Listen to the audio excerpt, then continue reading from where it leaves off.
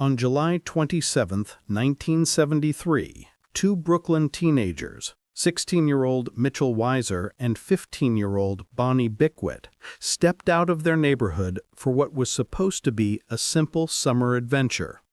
They were heading to the legendary Summer Jam Festival, a chaotic gathering of more than 600,000 people, bigger than Woodstock, louder, and far less controlled. Mitchel told his parents he'd be back by Sunday. Bonnie promised she'd call the moment she arrived. Neither promise was ever kept. The two were seen leaving together, smiling, backpacks on, confident. They were described as responsible, deeply intelligent, inseparable. No drugs, no trouble, no reason to run. They weren't escaping anything. They were running toward something, a perfect weekend. But somewhere between Brooklyn and Watkins Glen, they vanished. No confirmed sightings, no bodies, no belongings, nothing. Witness statements contradicted each other. Police brushed off early leads, assuming the teens would come home eventually. A critical witness claimed he saw their final moments, then died before police took him seriously. 51 years later, this disappearance still raises one terrifying question. What happened on that roadside that made two bright kids simply cease? One man said he knew, but the world ignored him. Was he telling the truth? The last confirmed trace of Mitchel and Bonnie comes from the streets of Brooklyn, where they boarded a bus toward upstate New York. They planned to hitchhike the rest of the way, common for teens in the early 70s. Hundreds of kids were doing it that weekend. That made it easy, maybe too easy, for two more to vanish unnoticed. Police later learned that Mitchel carried almost all their money. Bonnie kept their tickets. They were prepared, organized, sober, calm. This was not a runaway story. Somewhere along Route 17, they were reportedly picked up by a man driving a Volkswagen bus filled with concertgoers. The man was described as friendly, long-haired, in his 20s. Standard for the era. But here's the problem. Not a single person in that van ever came forward. Not then, not now, not ever. It's as if that van dissolved into the heat of that July highway. Investigators later stated that this moment, the pickup, was the first black hole in the case. Everything before is clear. Everything after becomes chaos. But the most disturbing detail? A witness later claimed he knew exactly what happened in that van. And he wasn't lying. His confession was ignored for 27 years, and when investigators finally listened, it was too late. The witness was a 41-year-old man named Maurice, real name never made public. In 2000, he approached investigators with a story he'd kept buried since 1973. He claimed he'd been rafting that day on the Susquehanna River with a group of friends. He saw a young couple, matching Mitchel and Bonnie's description, fighting for their lives in the water. According to Maurice, they weren't swimming, they were drowning. He said he witnessed a man on the shoreline screaming for help, but he never went in after them. Maurice thought the couple had slipped from an overloaded raft. Accidents happened often on festival weekends. College kids, alcohol, chaos. But here's what chilled investigators. Maurice remembered the girl's long dark hair floating beside her head as she sank. He remembered the boy grabbing her arm, trying to push her upward. He remembered the current pulling both under. Two teens, a frantic struggle, then silence. Maurice never reported it at the time. He assumed police already knew. He assumed the bodies were recovered. Only decades later did he learn no one ever came home. But there's one detail that makes his story impossible to dismiss, and impossible to prove. The river he described runs directly along their hitchhiking route, but their bodies were never found. Police dismissed Maurice's statement for years. They argued the river was too shallow in areas for two teens to drown undetected. They claimed festival chaos made memories unreliable. They insisted he was misremembering. But when cold case detectives revisited the file decades later, something alarming appeared. He was right about the river's depth. He was right about the festival traffic. He was right about the timing. And he was right about a hidden danger few knew existed. Beneath the smooth surface of that river lies a series of underwater ledges, natural traps where bodies can get pinned for months without resurfacing. Local rescue teams confirmed it. Then came the most shocking discovery. A separate witness, a teenager in 1973, reported seeing a young couple on a raft that capsized near the same location, all before Maurice ever came forward. Two witnesses, years apart, the same description, the same location, the same tragic ending. And yet, police did nothing. By the time they reopened the case, Maurice was dead. But his story left investigators with one haunting question. Were Mitchel and Bonnie victims of an accident or something far darker?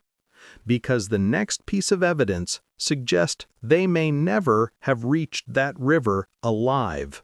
Before the river theory fully formed, detectives found a disturbing contradiction.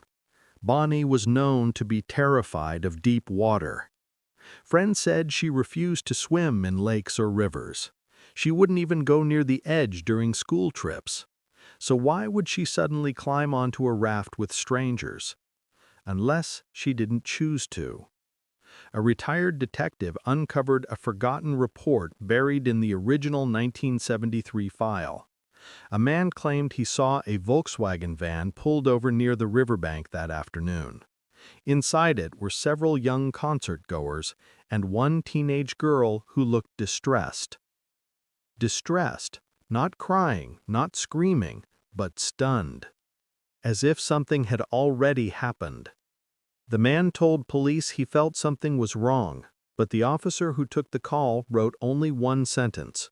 "She'll be fine. Kids are partying." That officer closed the report immediately. Years later, cold case investigators asked a terrifying question. What if Bonnie wasn't willingly on the river? What if Mitchel jumped in after her? What if this wasn't an accident at all? Because the van sighting wasn't the only report ignored. The next witness saw something far worse, and he never forgot the girl's face. The next witness was a truck driver named Randall Pike. He didn't come forward until years later, but when he did, his description sent chills through investigators. He claimed he saw a teenage girl, matching Bonnie's exact height, hair, and clothes, standing on the shoulder of Route 17 near a blue Volkswagen van. She wasn't hitchhiking. She wasn't talking. She looked frozen.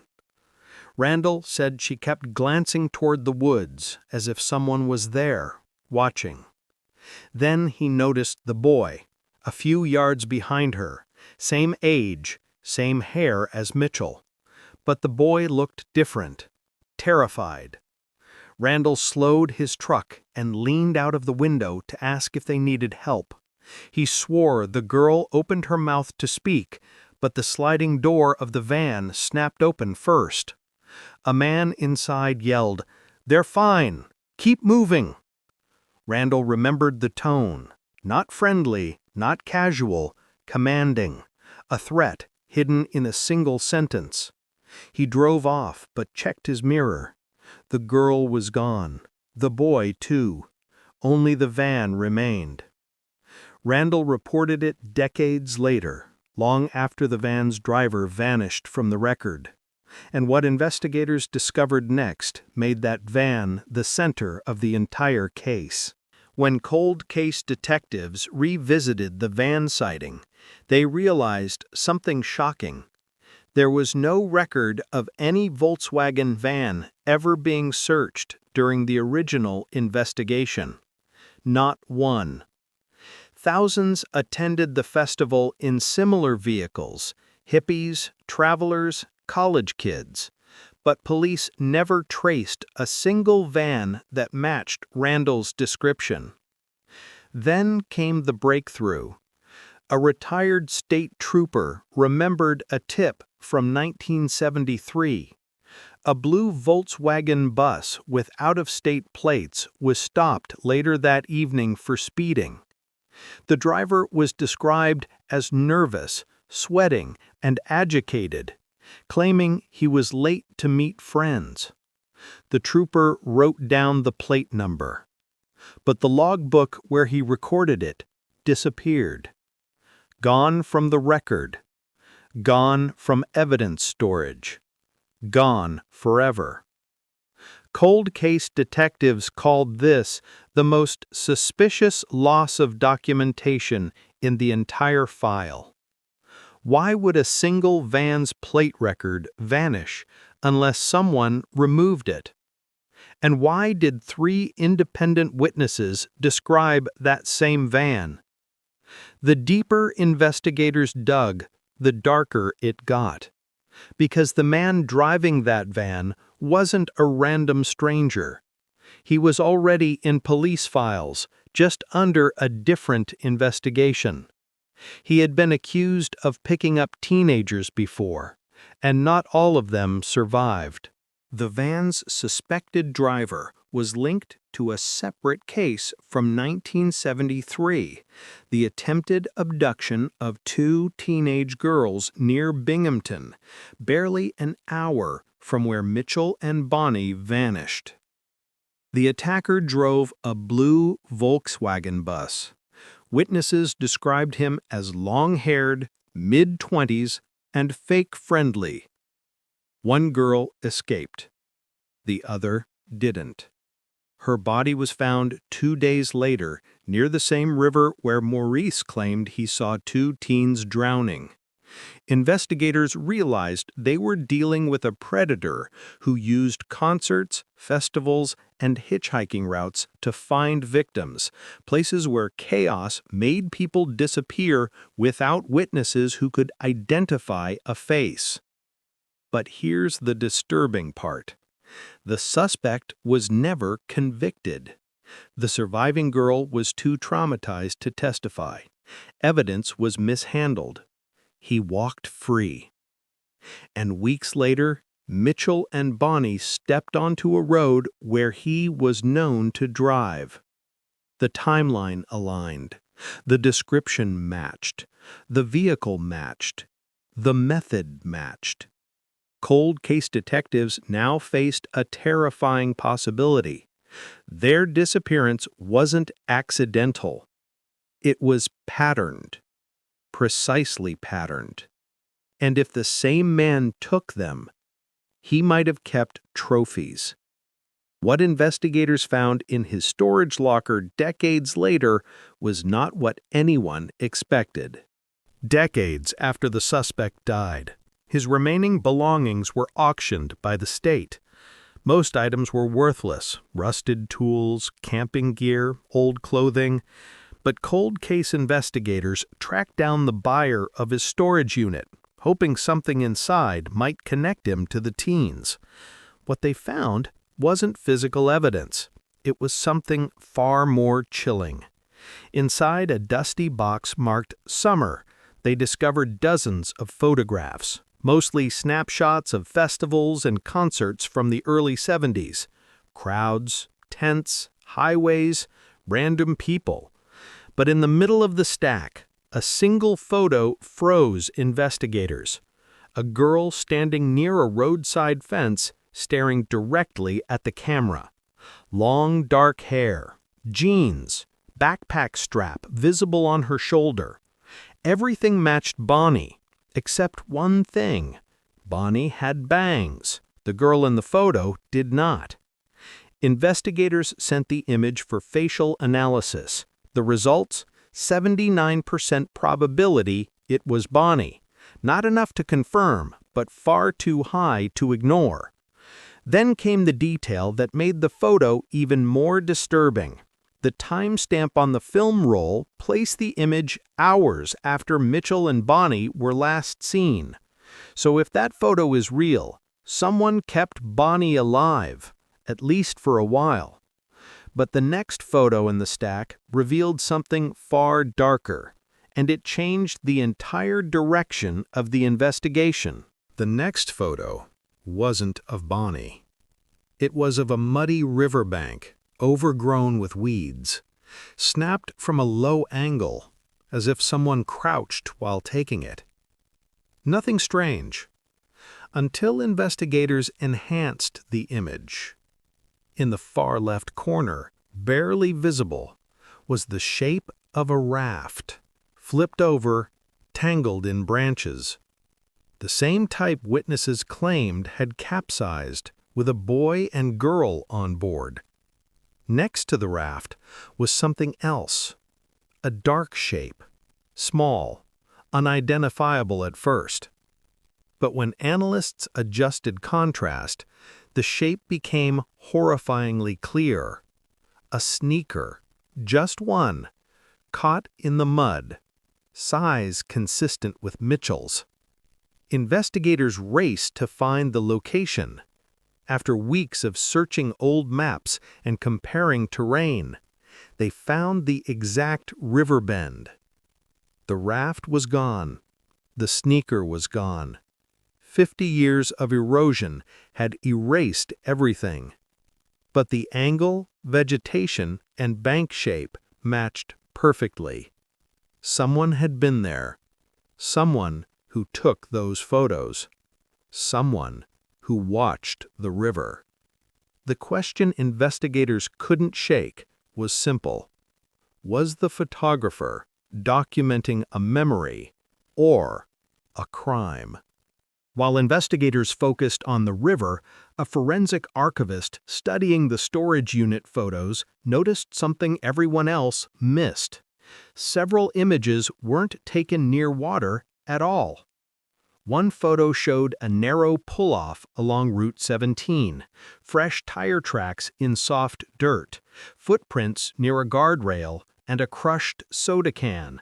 But the background revealed something chilling. A blue Volkswagen van, parked, engine off, driver's door open. Investigators enhanced the license plate area. It was blurred, motion blur, not censorship, meaning the photo was taken quickly, possibly secretly. But the real breakthrough came when analysts studied the shadows. The sun position indicated the picture was taken between 2:45 p.m. and 3:10 p.m. That lines up exactly with when Randall Pike, the truck driver, claimed he saw the girl who looked like Bonnie standing on the road shoulder. Same location, same van, same time frame. For the first time in 50 years, investigators could place the suspect's vehicle at a precise point on the route. And, more importantly, they could estimate how much time elapsed between that roadside sighting and the suspected river incident. Less than 30 minutes. Meaning if Bonnie and Mitchell were forced into the van, they would have had no chance to escape before reaching the river. But the next batch of photos revealed something investigators never expected. The suspect wasn't alone that day. In a separate envelope from the storage unit, investigators found 5 photographs taken inside the van. The photos were sloppy, overexposed, unfocused, but they showed something crucial. The driver wasn't traveling alone. Sitting in the passenger seat was another man. Same age range, long hair, sunburned face, thin frame. Unknown. Never identified. This second man changed the entire case. If the van had 2 adults, then 2 teenagers, one terrified, one possibly trying to protect the other, stood no chance. In one of the blurry photos, analysts noticed a reflection in the rear window, a girl's silhouette. Small, shoulders tense, hair pulled back. It matched Bonnie's posture in several childhood photos, but the image was too distorted for a positive ID. Still, two things stood out. The girl's silhouette was in the back of the van. She was sitting completely still, not talking, not moving, as if frozen by shock. Investigators now believed the two men may have been hunting together, using festival traffic to blend in, using hitchhikers as targets. But then came the detail that pushed the investigation into terrifying new territory. One of the van interior photos captured something unmistakable on the floor. A rope. Coiled. Used. Frayed. And the rope wasn't the only restraint they found. Another photo from inside the van showed the rear corner, dimly lit. At first it looked empty, just dark carpet and clutter. But when investigators brightened the image, they noticed something partially hidden under a blanket. A metal cuff. Not police gear, not medical restraint. A homemade shackle welded onto a short chain. This wasn't for camping. This wasn't for storage. This was for holding someone in place. The weld marks matched tools found later in the suspect's garage, proved through mineral analysis, meaning the restraint belonged to him, not someone else, not stolen, made by hand, for a purpose. Investigators now believed the van was not simply transportation, it was a mobile trap. And if Mitchell tried to protect Bonnie, he would have been overpowered immediately, especially with two attackers. The theory now shifted. The river incident wasn't random, it wasn't accidental, it was a disposal. But one more object found in the van photo changed everything. A small notebook, open, with handwriting visible. A single line was legible. 2 picked up. 3:05 p. If that time was accurate, then the abduction happened earlier than anyone realized. Investigators tracked down the handwriting in that notebook and discovered the suspect had kept logs of his victims. The notebook, once enhanced, revealed more than a timestamp. Its handwriting matched entries found later in the suspect's personal journal from the early 1970s, confirming it was his.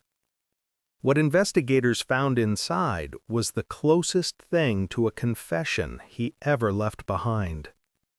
Pages were filled with cryptic notes. Friday, one girl, ran. Blue shirt, wouldn't stop crying. Left by river. Take 2 before sundown. The handwriting was frantic, almost manic, switching between capital letters and scribbles. But one page stood out from the rest. It listed dates, all from late July 1973. And next to July 27th, the day Mitchell and Bonnie vanished, 2 words were written. Both. Quiet. Underneath it, river. And below that, scratched so hard it tore the paper, sink. Investigators stared at the page in silence. If true, the river theory wasn't an accident. It was intention. The suspect had written those notes the same week hundreds of thousands of people flooded New York roads for the concert, crowds so massive 2 missing teens could vanish without a single soul noticing. But the darkest detail came from the final line on the page. Only her left watching. Was Bonnie forced to witness something before the river? Investigators believed they finally had their answer. and it was horrifying. For decades, investigators assumed Mitchell and Bonnie stayed together from the moment they left Brooklyn. But evidence inside the van told a different story. Analysis of the blanket seen in the interior photos revealed fibers from two different shirts, one matching Bonnie's clothing type and one matching Mitchell's, but in separate clusters. They weren't lying side by side. They weren't sitting together. They had been separated. Then investigators found scratches on the interior paneling of the van, shallow, desperate, made by fingernails. Two sets, one on the left wall, one on the right, facing each other, as if two people had been held apart. When forensic specialists recreated the spacing, it matched the size of two restrained teenagers, Mitchell on one side, Bonnie on the other. Cold case detectives now believed Bonnie witnessed something terrible.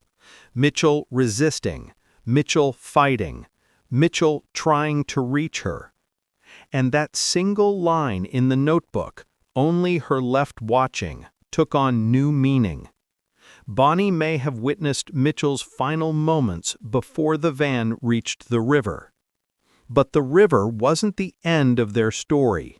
It was only the next stage, because investigators soon discovered the suspects stopped somewhere else first, a secluded location, a hidden place known only to locals. Cold case detectives began mapping every landmark, pull-off, and hidden trail along Route 17 that existed in 1973. One location stood out immediately: an abandoned railway maintenance shed, hidden 40 yards off the tree line, accessible only through a narrow dirt path locals used for fishing. In 1973, the shed was isolated, empty, forgotten. A perfect place to stop without being seen. Investigators compared foliage patterns from the roadside photo of the blue van with historical aerial images. The tree arrangement matched almost perfectly with the area surrounding the abandoned shed. That meant the van had likely pulled into that exact dirt path before reaching the river. In 2001, detectives hiked to the shed. Inside, they found rusted tools, graffiti, animal bones. All ordinary, until they looked deeper. Under a loose floorboard was a small cavity containing a torn piece of denim, a bracelet bead, and 2 strands of dark human hair. A lab confirmed the hair belonged to a teenage girl, but degraded DNA prevented a match to Bonnie. Still, Bonnie wore denim. Bonnie wore a beaded bracelet. Bonnie had dark hair. Investigators now believed the shed was where the teens were separated and where one of them may have been harmed to control the other. But what they found behind the shed, buried under leaves, exposed the suspect's next move. Behind the shed, beneath decades of fallen branches and forest debris, search teams uncovered something unexpected: a makeshift fire pit filled with tiny fragments of burnt material. At first glance, everything looked ordinary: charred wood, ash, brittle stone. But when forensic experts sifted through the debris, they found melted plastic, burned paper, and a small piece of metal jewelry. Tests revealed the metal fragment was part of a pendant clasp, the type commonly used on necklaces sold in Brooklyn markets during the early 70s. Bonnie was known to wear a small silver necklace. The melted plastic, possibly from an ID card. The burned paper, likely from a notebook page or ticket stub. Someone tried to destroy evidence, and they tried to do it fast. But what disturbed investigators most was a single charred mark on the rock beside the pit, a handprint, small, blackened, left behind by someone who pressed down with force while the fire was still hot. It was positioned low to the ground, at the height of someone kneeling or being pushed down. Investigators believed Bonnie may have been forced to watch as her belongings, and perhaps Mitchel's, were burned. Control through terror. And minutes later, the van moved again, straight toward the river. But before the suspects reached the river, they made one final stop where a third witness unknowingly saw everything. The third witness was a fisherman named Eli Turner, who gave a brief statement in 1973, but his testimony was never followed up. In Cold Case Review, investigators found his forgotten report. He saw a blue Volkswagen van parked on the river access road at around 3:40 p.m. But the most haunting detail wasn't the van, it was what he saw next. A teenage boy standing waist-deep in the water, holding onto something. Or someone. Eli assumed it was two kids fooling around. He waved. The boy didn't wave back. He looked desperate. Eli noticed a second figure, a girl sitting on the bank with her knees pulled to her chest. Her face was pale, her posture rigid. When Eli took a few steps closer, a man emerged from behind the van and yelled, "Private property, keep moving." The tone was sharp, not protective, threatening. Eli apologized and left, believing he'd simply wandered into someone's camping spot. He had no idea he might have witnessed the final moments of two missing teens, but what he heard as he walked away chilled him for years. A splash. Then silence. Investigators now believed Eli Turner was the last living person to see Mitchel and Bonnie alive. But when investigators returned to the river with modern sonar, they discovered something shocking beneath the surface. In 2004, using updated sonar scanning, search divers mapped the riverbed where Maurice, the first witness, claimed the teens drowned. The river was notorious for its underwater ledges, deep crevices, and rock shelves capable of trapping objects for decades. The sonar detected 3 anomalies, deep pockets with unusual density signatures. Divers descended. The first 2 anomalies were nothing more than large logs and stone clusters. But the third was different. It was a cavity within the rock, only accessible through a narrow gap underwater. Inside it, divers found a rusted metal buckle, a fragment of fabric, a skeletal remnant too degraded for analysis. The fabric fragment was denim, consistent with Bonnie's jean jacket. The buckle appeared to be from a 1970s backpack strap, the same type Mitchel was known to carry.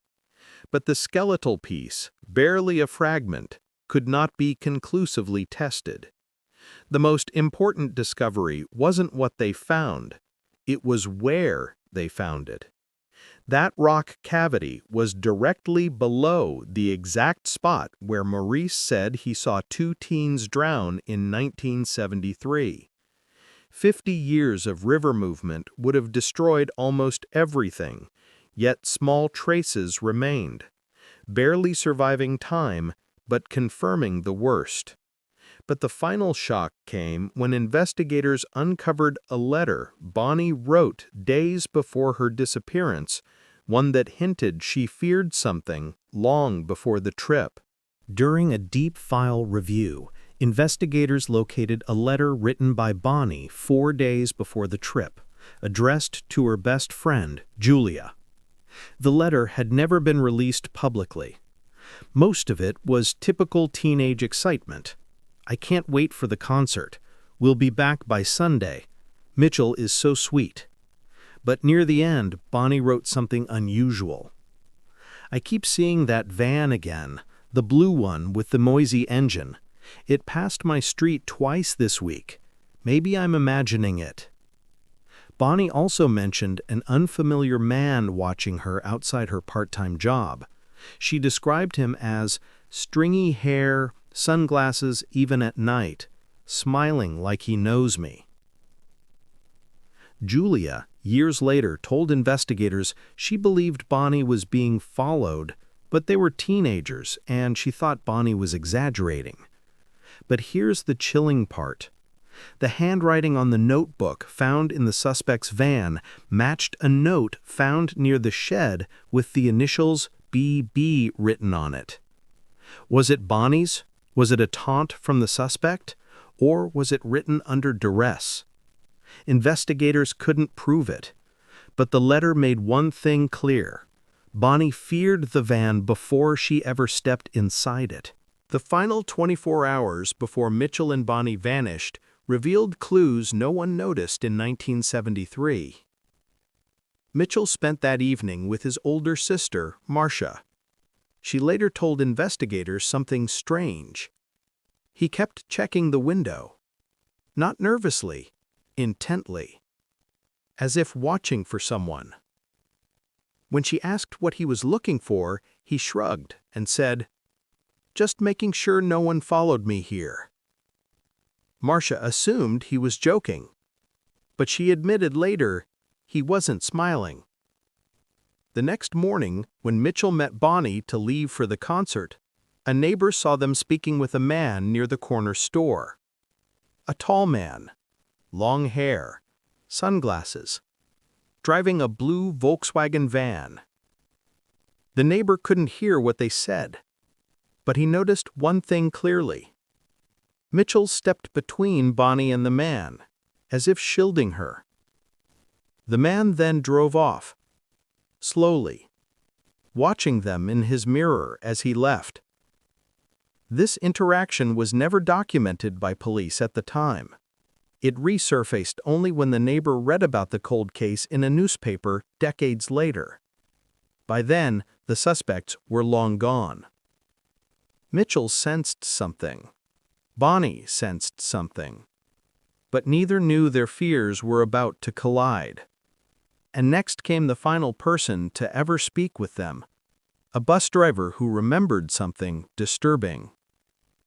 The bus driver who took Mitchel and Bonnie out of Brooklyn was tracked down decades later. Remarkably, he remembered the two teens because of a strange event that occurred during the ride. At one stop, a man tried to board without paying. Long hair, sunglasses, carrying a backpack he refused to open. The driver refused him entry. The man argued, stared into the bus, then stared directly at Mitchel and Bonnie. Not casually, not curiously, intently. The driver described it as a look like he recognized them or chose them. Mitchel whispered something to Bonnie. She nodded. They both turned away from the window. The man eventually left the stop, heading toward a parking lot, where a blue Volkswagen van was parked. This bus driver memory aligned with Bonnie's letter about seeing the van near her home, and aligned with the neighbor's story of Mitchel shielding her from a man by the store. Everything pointed to one horrific possibility. The teens were stalked long before the trip. Their abduction wasn't random. They were targeted. And the next detail the driver recalled changes everything.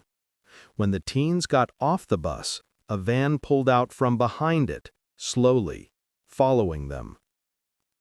Hours after leaving Brooklyn, a mysterious phone call was placed from a payphone near Liberty, New York, directly along the hitchhiking route. The call lasted only 14 seconds. It was never traced to a person. But investigators uncovered the phone booth's maintenance logs, confirming it was used at 4:12 p.m., the exact window when the teens were believed to be traveling through that area.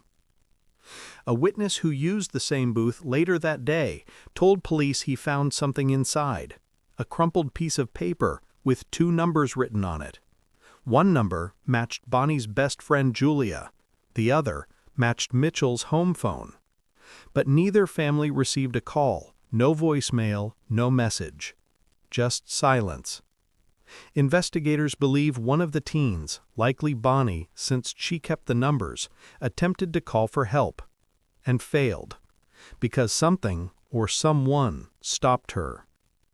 The booth's proximity to the abandoned railway shed was less than 2 miles, meaning the call was likely placed after they'd been taken, possibly during a moment one captor stepped away.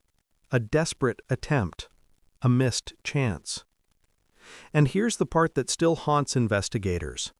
When the paper was recovered, the numbers were smudged, as if touched by wet hands.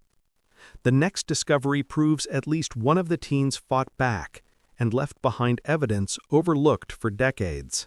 When investigators re-examined the abandoned shed, they collected fingernail scrapings from the wooden wall near the shackles. Initially dismissed as old markings, modern lab testing revealed something unexpected. Embedded in the wood grain were microscopic traces of skin cells, blood protein, and hair fragments. Even after 50 years, enough material remained to determine one thing: it belonged to a male adolescent. That meant Mitchell fought back, hard. The depth of the scratches indicated force, consistent with someone restrained or trying to break free. Several marks showed signs of friction burns, meaning rope or cuffs had been yanked violently against skin. A struggle occurred inside that shed, a desperate one. Another chilling detail: the wall opposite Mitchell's scratches contained faint indentations consistent with someone pounding their fists repeatedly, matching Bonnie's height. 2 kids, separated, trying to reach each other through a wooden barrier. Investigators now believe Mitchell attempted to break out to protect Bonnie, and the suspects punished him for it. This aligns with the notebook phrase, "only her left watching," meaning Mitchell may have been killed or incapacitated before reaching the river. But the final piece of evidence found near the shed is the most heartbreaking of all. Behind the shed, near the fire pit, searchers found a small, partially buried object during a second excavation: a burned photograph. Most of it had turned to ash, but one corner survived. 2 smiling faces, a boy and a girl, their heads leaning together, bright summer sun behind them. Even damaged, the resemblance was unmistakable. It was Mitchell and Bonnie. The photo appeared to have been torn in half before burning, as if the suspects wanted to destroy any evidence linking the teens to each other or to themselves. For investigators, this confirmed something deeply tragic.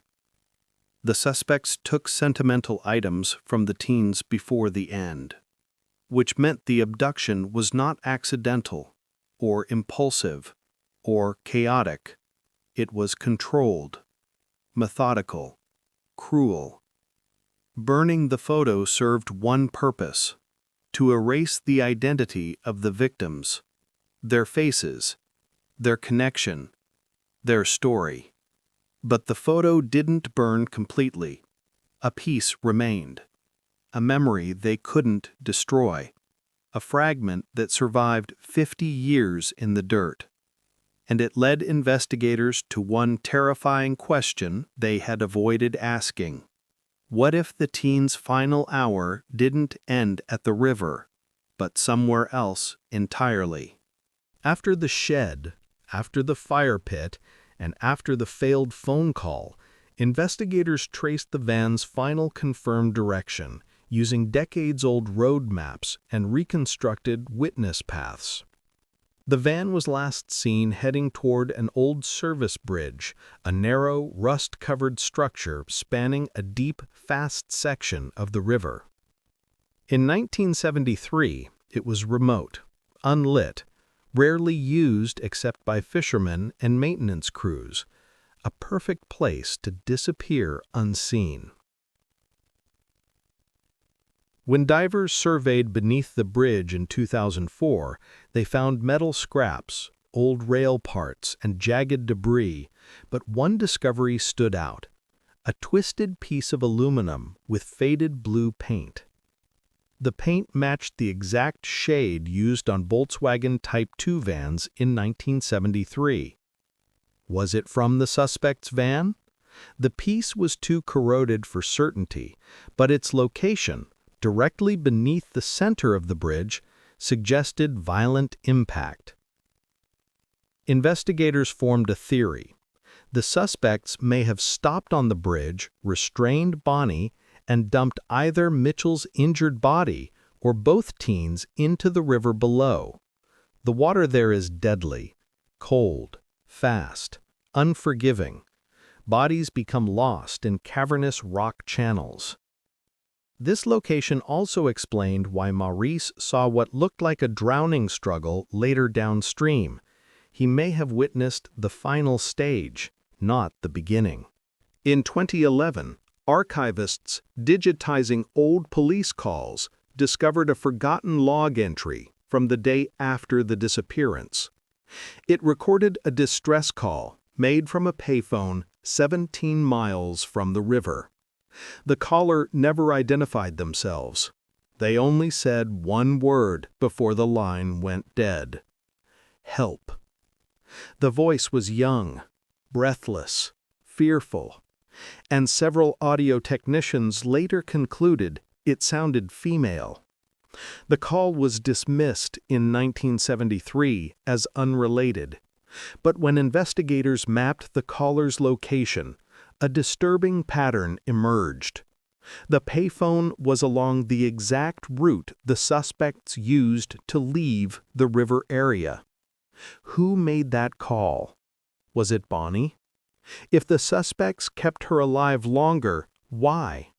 To force compliance? To destroy evidence? To prevent her from reaching help? Investigators believed she may have escaped momentarily, injured, terrified, disoriented, and attempted to call for help. But the line cut abruptly, not by accident. The phone booth was only a short distance from a gas station, but no attendant remembered a panicked girl, which meant she likely didn't make it that far. Someone stopped her, quickly, silently, with force. When investigators finally examined the backgrounds of the two men suspected of abducting Mitchel and Bonnie, a disturbing truth emerged. Neither man was unknown to law enforcement. Both had prior arrests related to hitchhiker assaults, drug-facilitated kidnappings, transporting minors across state lines. But the cases collapsed due to lack of evidence, frightened victims, or incompetent reports. The older suspect, the van's owner, had been linked to at least 3 disappearances between 1971 and 1974. Young girls, traveling alone, vanished without bodies. The second man, the passenger, was even worse. In 1972, he was arrested for abducting a 14-year-old, but released when the victim's terrified family refused to testify. Police at the time labeled the two men as drifters, but new investigators labeled them something else: predators.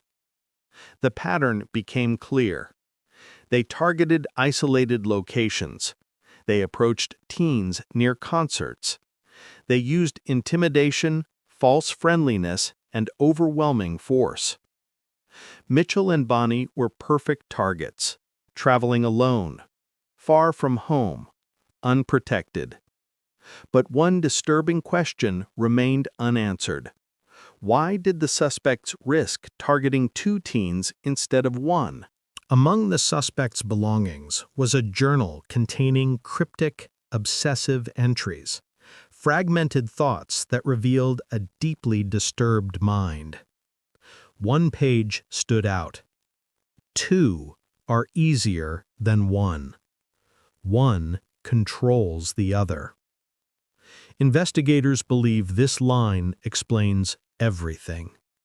The suspects took both teens because controlling one allowed them to manipulate the other.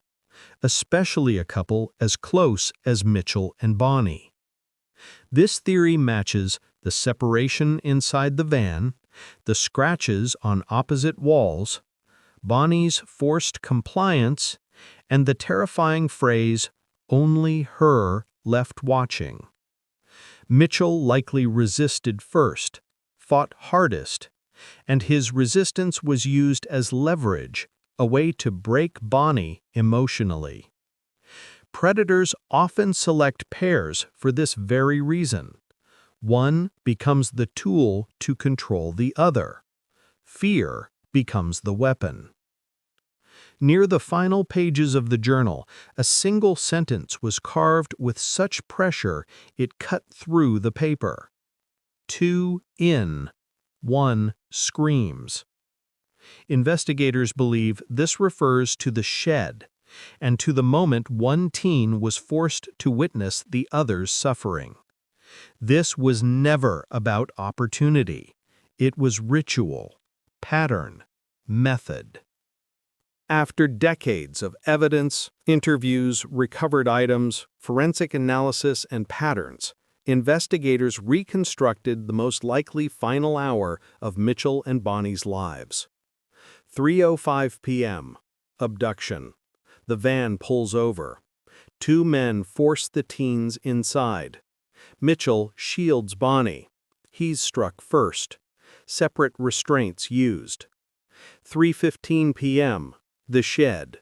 Van stops at the abandoned maintenance shed. Teens are dragged inside. Bonnie is restrained. Mitchel fights violently. Scratches left on walls. The suspects punish him, fatally or near fatally. Bonnie is forced to watch. 3:30 p.m. Evidence burned. Personal items tossed into a fire pit. Photo torn and burned. A pendant turned to molten metal. 3:40 p.m. River access road. They reach the river. A fisherman sees a boy in the water, struggling. A girl frozen on the bank. A man yelling to leave. Moments later, the bridge. Van moves to the bridge. One or both teens are thrown into the deepest channel. Cold water. Strong current. No chance. Afterward, the attempted escape. A payphone call. Help. Cut short. Likely Bonnie's final act. Then nothing. Silence for 50 years. 2 bright lives erased. 2 families left in endless grief.